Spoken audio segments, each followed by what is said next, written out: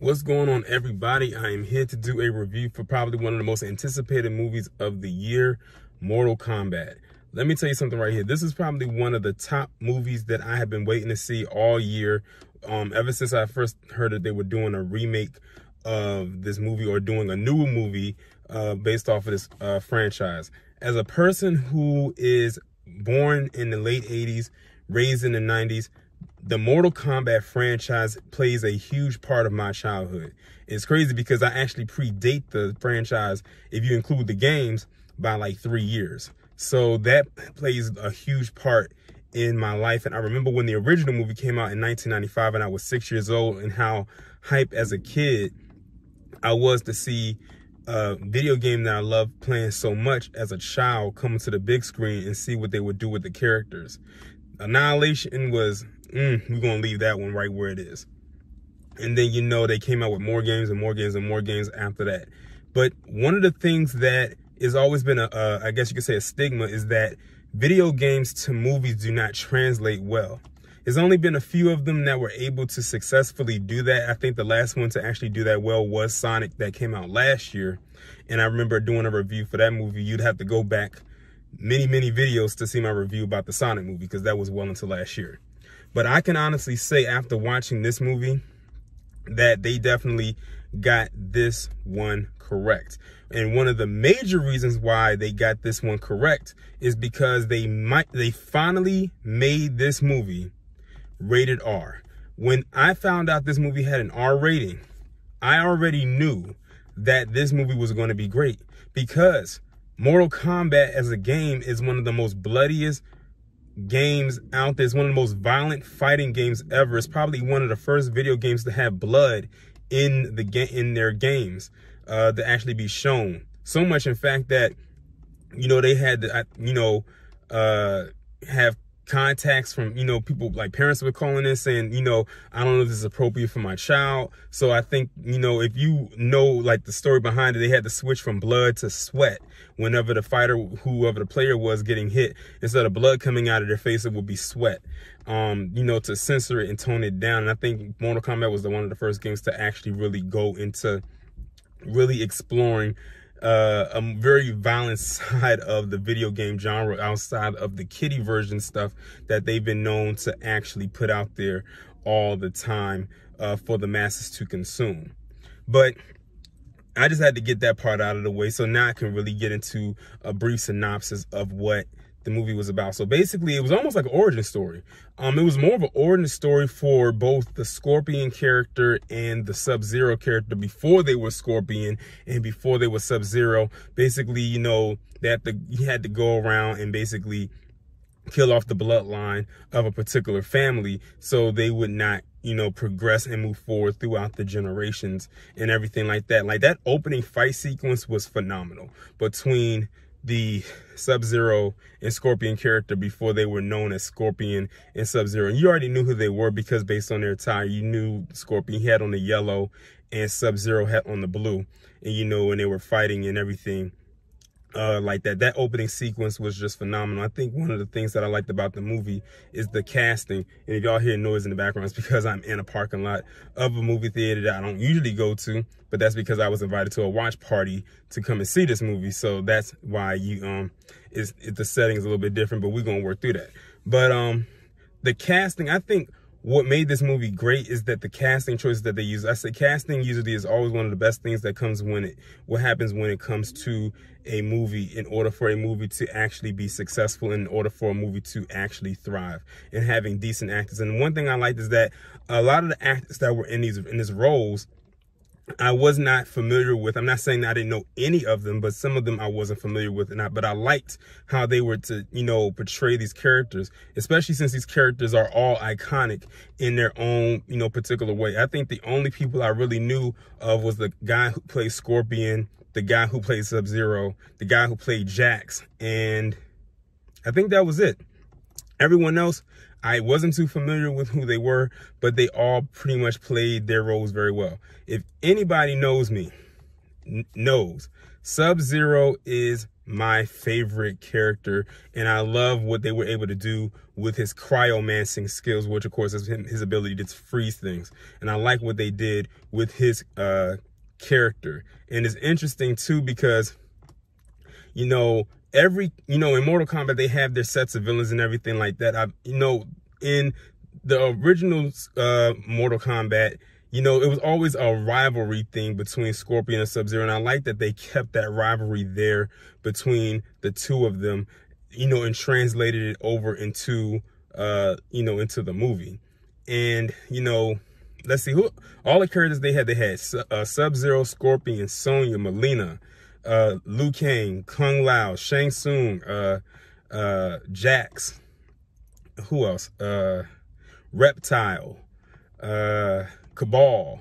And that's another thing that I like, that they use characters that they didn't recycle a lot of the characters. Of course, they had some of the core characters there that we come to know and love, but I like that they also use some other characters in there that we're not too familiar with, but also characters that don't get a lot of airtime. Like Mileena is a character that people don't really give a lot of time to, except when they're playing with her in the game, and I like how they used her in this particular movie. And I don't care what nobody says, the actress that played her did a very good job. And it was a controversial thing behind that, because she was a black actress. She's a black actress of Australian descent playing this role, and it was a lot of controversy because it was like, I don't know if we should have a black actress playing, because Mileena is basically a clone of Katana.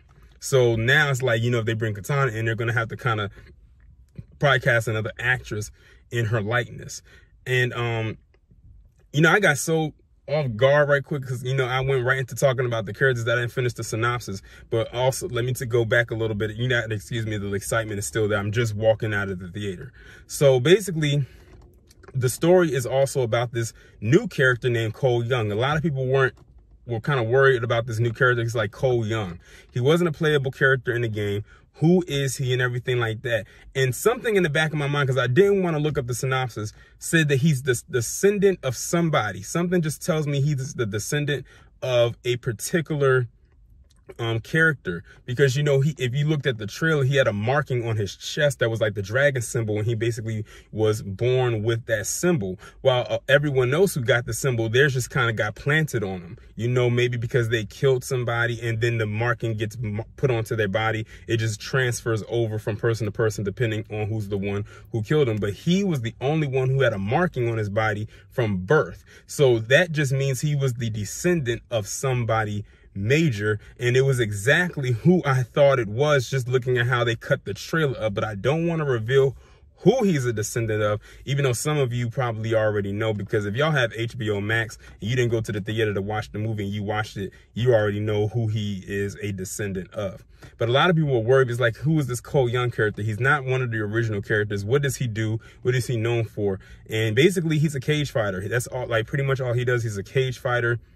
He gets like a measly $200 per fight to provide for himself and his family, because he has a wife and a daughter. And that's basically, all he does. And also, like, pretty much all in the movie is you have Shang Tsung's goons, I guess you can say that, going around, and they're trying to take out all of the champions who have that marking before the tournament actually begins, because basically they're a bunch of cheaters. Like, they don't really want to fight in the tournament. They're trying to eliminate all the people before the tournament begins. And basically they've been going through 9 tournaments already of Mortal Kombat, and if the Earth realm loses the 10th one, then that means the people on Outworld, where Shang Tsung and Mileena and Cabal and Sub-Zero and the rest of them are all at, are going to take over the Earth realm and basically run it forever. And that's basically what Raiden has to prevent from happening from,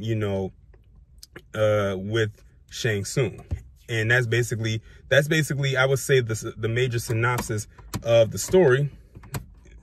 Forgive me about this light, but that's basically the synopsis of the story. One thing I also liked is that with also the casting, some of the people that they casted were actually actual martial artists. They actually had regular like fighting capabilities. Like the actor I found out that played Cole is an actual, or has some MMA fighting skills, so his character actually the actor who played him knew how to do those particular maneuvers throughout the film in real life. The actors that they had to play Scorpion and Sub-Zero were actual martial artists. I actually found out when I was watching some behind the scenes stuff that they said that they were the scenes where they had to fight each other in the beginning of the movie, which is the origin part of the story, that they had to actually tell them cut a couple of times because the actors were moving so fast that the cameraman can't even keep up. So that's some very interesting technique that they have to do there, and there's only a few people where that has actually happened. I know Bruce Lee is one of those people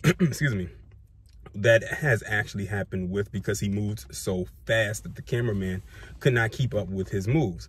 But all in all, the movie was very good. I was very thoroughly impressed. Oh, the fatalities. I was so glad they incorporated the fatalities in this movie. One of the fatalities that they had Kung Lao do just reminded me so much of the video game. I liked how they brought elements of the video game into the movie without making it seem like it was too video game-ish, if you understand what I'm saying. Not almost to the point where if I was looking at it like this, it almost looks like I could pull out the controller and just start pressing the buttons and pretend that I'm doing what they're doing. And I think that's one of the major things that was lacking in some of the other Mortal Kombat movies, was the lack of showing fatalities. And that's one major part of an aspect to the Mortal Kombat franchise, is incorporating the fatalities in there, because that's what people like to see. It's one of the basic, major finishing moves of anything. And I like that they had a fatality style ending for pretty much every character. Had their own fatality that they showed. Also, of course, they had the Goro character, and I forgot to mention about the Goro character in there. The CGI was very well done for the Goro character, because if you remember in the original Mortal Kombat, they didn't have the CGI technology back then to create what they have now. So they basically use like a puppet or animatronic type of thing, or a robot, to create the Goro movements for the original one. But in this one, because of CGI and technology is so advanced, they were able to translate that well onto screen. And one of the last things I wanted to talk about is the battle between Sub-Zero, when they were Sub-Zero and Scorpion, which was, of course, towards the end of the movie, was phenomenal. I loved that fight sequence between the two of them. It was very, very well done. I think it's a thing where you look at two people who have a martial arts background just fight it out while actually staying in character. And there was comedic elements in the movie, but all the comedics really goes to the Kano character, which I actually like, because Kano has always been a sarcastic asshole. That's who Kano is. He's always been that way. And I'm glad that they actually had him in there, and the actor who played him is great, because I think it's not only so much of the delivering of the lines and being funny, but also because he has the accent, which Kano, of course, I think is of Australian descent. Somebody can correct me down in the comments if I'm wrong. And I think the actor is also from there, because he has the accent in real life. And just the words that he was saying and delivering on screen, like every joke that he had pretty much hit. And he had a lot of jokes, and he probably cursed the most. He was cursing like a damn sailor. So it was like, sometimes in some aspect, it's almost like I wasn't even watching a Mortal Kombat movie with all the cursing that they did. Like, it was crazy, but you got to remember, it is an R-rated movie. So, they had everything. This Mortal Kombat movie had everything that a person who is a fan of the franchise will ever want. If you've never even played the video game, you can go and watch this movie and still enjoy it. It'll make you want to go out and play the game after the fact. But that's pretty much my review for the movie Mortal Kombat. Definitely one of the best movies I've seen so far this year. Y'all let me know, first off, let me know, who is your favorite Mortal Kombat character? For those of you who are fans of the franchise, there's a lot of Mortal Kombat characters. They didn't have to be the ones in the movie. They could be any character in the game.